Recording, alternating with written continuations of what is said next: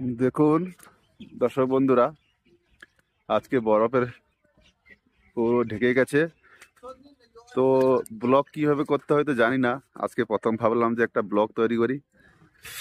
তো সেই জন্য দেখুন চারদিকে বরফ পড়ছে। আমার শার্টের ওপরও বরফ পড়ে যাচ্ছে, ভিজে যাবে। আর চার সাইডে বরফই বরফ, ফুলের মতন ঝরে পড়ছে।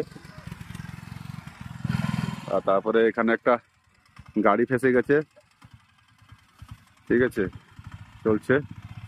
এখানে দেখুন একটা গাড়ি ফেঁসে গেছে, গাড়ি চড়তে পারছে না এত বরফে। তো এখানকার অবস্থা দেখছেন কিভাবে চলছে। এখানে সব রাস্তাতে গাড়ি যাওয়া আসা সব বন্ধ। আর কারেন্টের তার ফার সব ঢেকে গেছে।